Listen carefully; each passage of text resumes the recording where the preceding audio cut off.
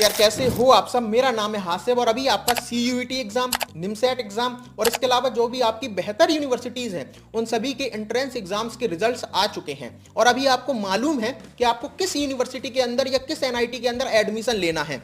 लेकिन जो आपके एडमिशन की प्रोसेस होने वाली है वो 1.5 से 2 महीने आराम से चलेगी। तो आपको आपके इस समय को किस तरीके से यूटिलाइज करना है, कौन कौन सी चीजें सीखना है, कौन चीजें आपको सीख कर जाना है कॉलेज में एडमिशन लेने से पहले, वो सारी बातें मैं आपके साथ यहां पर शेयर करूंगा। क्योंकि आपको मालूम होगा कि लास्ट ईयर प्लेसमेंट बहुत अच्छे नहीं हुए। NITs के अंदर भी बहुत सारे ऐसे NITs हैं जिनके अंदर 50% बच्चों का भी प्लेसमेंट नहीं हुआ।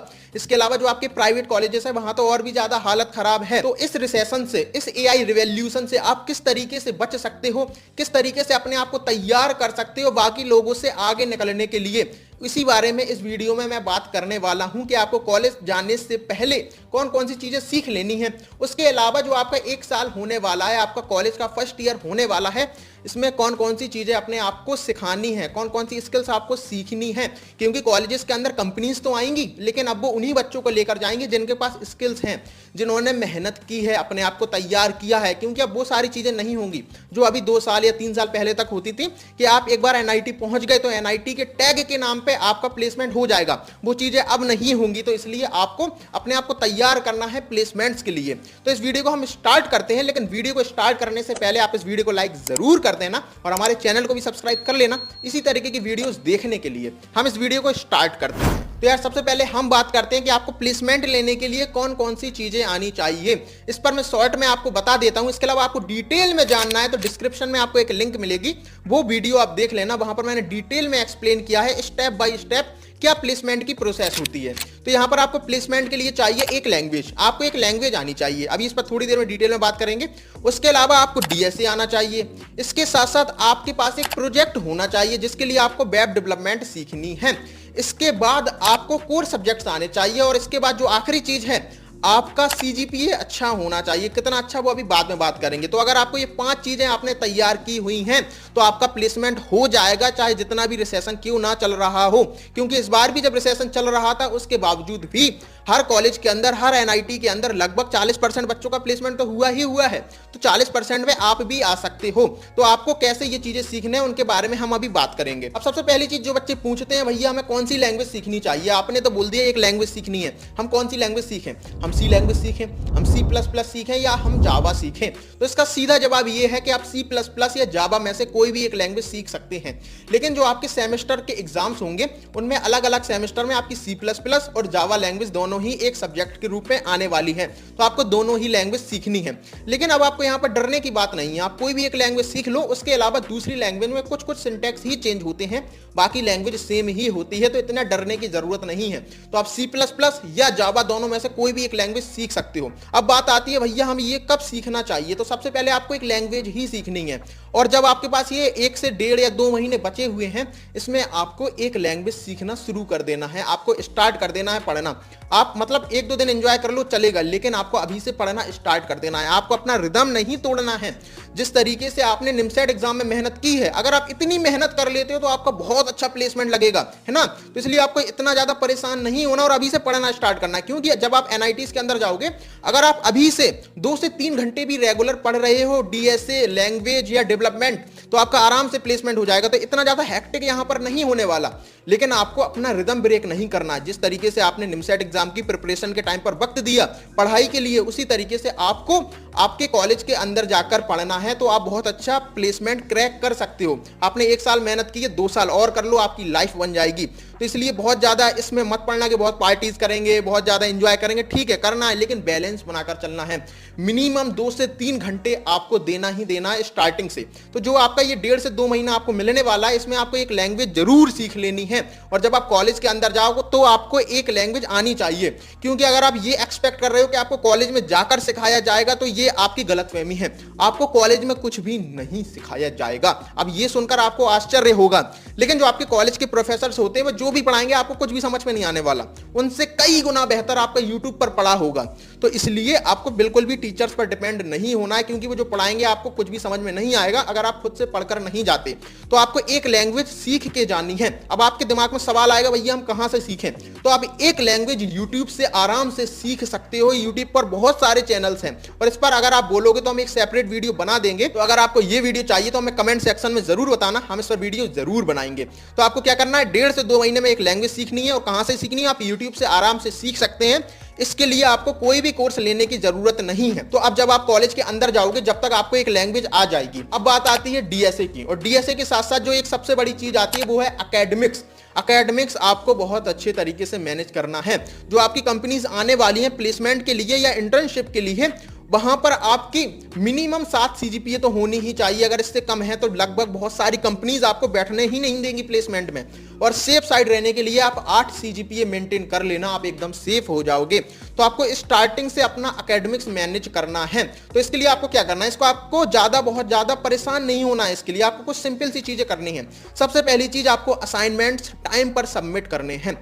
उसके अलावा जो आपकी क्लास में टेस्ट होंगे या क्विज वगैरह होंगे वो टाइम से देनी है। और उसके लिए आप चीटिंग करो, कुछ भी करो, बस वहां पर करके आओ। हर तरीके की चीटिंग होती है, वो चीज आपको वहां पर जाकर समझ में आ जाएगी। तो उसके लिए आपको ज्यादा परेशान नहीं होना। उसके अलावा जो आपके एग्जाम्स होंगे, जो आपके सेमेस्टर एग्जाम्स होंगे, उनमें आपको पढ़कर जाना है। वहां पर यह मत करना कि एक रात पहले पढ़ेंगे, हो जाएगा, लेकिन इतना बेहतर आप नहीं कर पाओगे। और पहले साल में आप जितना अच्छा सीजीपीए बना लेते हो वही आपका चलता जाता है, आने वाले सेमेस्टर्स में भी आसान हो जाता है, यानी कि वो सीजीपीए मेंटेन करना। तो आपको क्या करना है, पहले ही साल में असाइनमेंट्स टाइम पर सबमिट करने हैं, आपको क्विजेस वगैरह देनी है, क्लास में एक्टिव रहना है, टीचर्स की नजरों में रहना है। उसके अलावा आपको एग्जाम्स में 7 दिन या 10 दिन पहले से पढ़ना स्टार्ट कर देना, आपके आराम से अच्छी सीजीपीए बन जाएगी। तो आपको एक एकेडमिक्स मेंटेन करना है। उसके बाद ये आपका एकेडमिक्स तो पूरे साल चलता रहेगा। उसके साथ साथ अब आपको करना है डीएसए स्टार्ट। आप कॉलेज के अंदर आए, आपको एक लैंग्वेज आती है, पूरे साल आप एकेडमिक्स देखोगे, लेकिन उसके साथ साथ अब आपको पहले दिन से डीएसए करना स्टार्ट कर देना है कॉलेज के अंदर पहुंचने के बाद। क्योंकि कॉलेज के अंदर पहुंचने के बाद आपको मजे करने के बहुत सारे रास्ते मिलेंगे, आपको पार्टी करने के लिए बहुत सारे दोस्त मिलेंगे, लेकिन जो आपका प्लेसमेंट है उसके लिए आपको खुद ही अपने आप को मेंटली प्रिपेयर करना है और प्रिपरेशन करते जाना है। तो आपको पहले दिन से डीएसए पढ़ना स्टार्ट करना है। अब बात आती है, भैया हम डीएसए कहां से पढ़ें? डीएसए के लिए मैं कहूंगा, अगर आपको बिल्कुल भी आपने आज तक डीएसए नहीं पढ़ा, आपने सी लैंग्वेज अभी 1.5 महीने पहले सीखी है, तो आपको क्या करना है, कोई भी एक कोर्स ले लेना है। मैं बिल्कुल नहीं कहूंगा आप इसका कोर्स ले लो या इसका कोर्स ले लो, आप किसी का भी कोर्स लो, लेकिन आप एक कोर्स ले लो। मतलब बहुत ज्यादा महंगे नहीं मिलते, 2-2.5 हजार में आपको कोर्स मिल जाएगा।